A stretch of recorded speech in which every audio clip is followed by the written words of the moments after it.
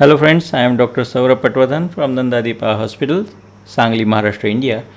And in this video, I'll be talking about a case of traumatic subluxated cataract and how the surgeon is thinking about these challenges: 6 clock hours of subluxation, fibrosed anterior capsule and dense cataract. So in this situation, we have a couple of choices with us. Either we can go ahead with phaco SICS with CTR plus CTS and PCL, or we can just remove the lens, do antivitrectomy and put a iris claw, SFIL or ACIL. So CCC is the deciding factor here. As I started with the cystitome, and in the fibrosed area I started using the forceps, but as you can see there is a fibrosed anterior capsule. So I am going to use the bimanual method by cutting this fibrosed area with the cystitome and then proceeding with the forceps in my left hand. Thus I could achieve the capsular axis here.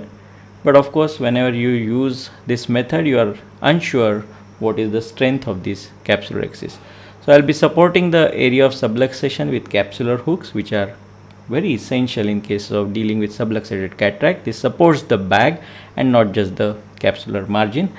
So once I do that, I have to decide whether I should go ahead with phaco or SICS. Now here the CCC is compromised, so it is better to go ahead with SICS, because in phaco the CCC might extend, there are higher chances.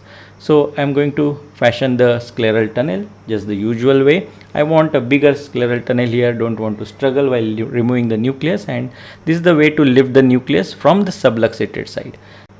Once the nucleus is out, you can deliver it through the scleral tunnel. Make sure that you don't raise the intraocular pressure too high, so we don't want vitreous prolapse here.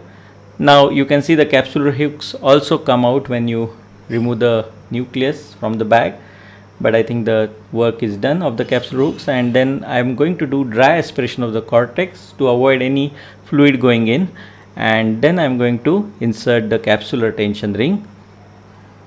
So in this case, because I am not sure of the integrity of the CCC, I am going to put a 10-0 nylon through its trailing haptic. I am going to use bimanual method to push this CTR in the bag, and CCC held.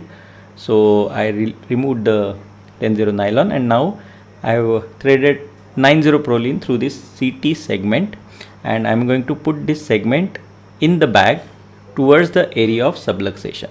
So you can see the central eyelet is in front of the capsular axis and two are inside the bag.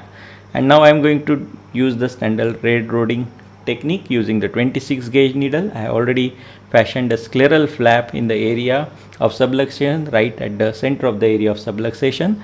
So what I am going to do is use this 26 gauge needle through the area, through the scleral flap at around 1.5 millimeter, avoiding the bag, and then take out this 9-0 Prolene,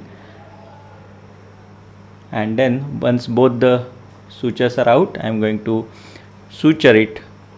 So we don't have to over tighten it also. We want the bag to be as central as possible but without too much of drag over the bag, and take multiple knots to secure it well to the sclera.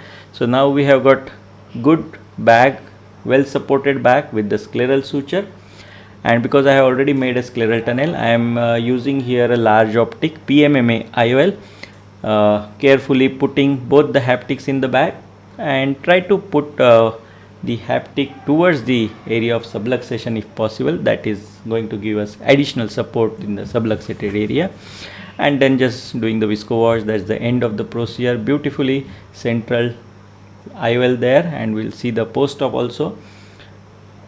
Very well centered IOL, good visual outcome of the procedure, and very stable IOL. For more such videos, do subscribe to my YouTube channel and do visit our website phacotraining.org.in. Thank you.